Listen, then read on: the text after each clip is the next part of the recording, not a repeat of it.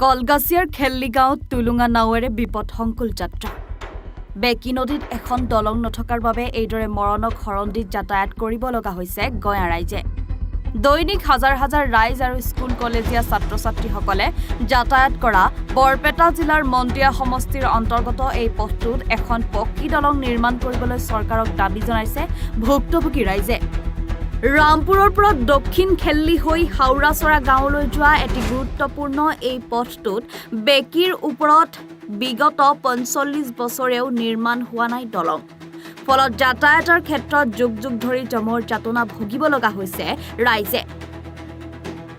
দলং নথকাৰ বাবে কলগছৰ ভূৰ সাজি যাতায়াত কৰাৰ লগতে এখন টুলুঙা নাৱেৰে এইদৰেই দৈনিক পাৰাপাৰ হয় শ শ ৰাইজে। দলং নথকাৰ বাবে গাঁওখনলৈ সোমাব নোৱাৰে কোনো জৰুৰীকালীন বাহন।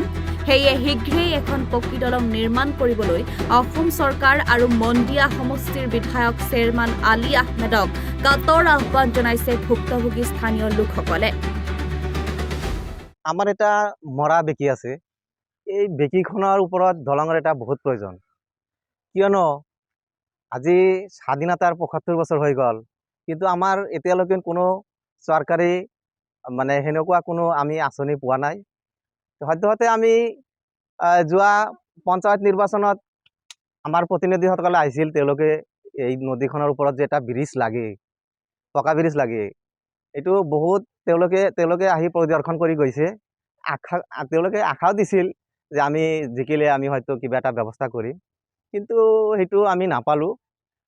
আমি অতি দুখেৰে জনাবলগীয়া হৈছে যে বাৰিষা কালত আমি যাতায়াত কৰিব নোৱাৰোঁ।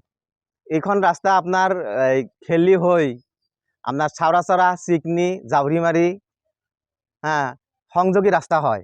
এতিয়া কলগছৰ ভোৰেৰে আমি যাতায়াত কৰি আছোঁ, নাইবা সৰু নাও এটা আছে, সেইটোৰে যাতায়াত কৰিবলগীয়া হয়।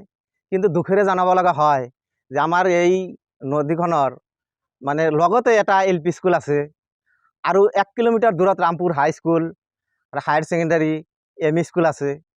এই স্কুলসমূহত আমাৰ ছাত্ৰ ছাত্ৰীসকলে যাবলগীয়া হ'লে আমি এই নাৱেৰে বা কলৰ ভেৰেৰে আমি পাৰ হ'বলগীয়া হয়। নাই, সময়মতে স্কুলত উপস্থিত হ'ব নোৱাৰে। যদিও তেওঁলোকে স্কুলত যাব লগা হয়, 4 কিলোমিটাৰ ঘূৰি চাউৰাচৰা হৈ পূব খেল্লি হৈ এই স্কুলখনত আহিব লাগে। আমাৰ এই দুখীয়া অঞ্চলত আমাক সহায় কৰক, আমাৰ ছাত্ৰ ছাত্ৰীবিলাকক যাতায়াতৰ সুবিধা কৰি দিয়ক, তেতিয়াহ'লে আমি উপকৃত হ'ম। কলগাছিয়াৰ পৰা সৰ্বেশ আলী ৰিপৰ্ট, এনি ভাৰত 24।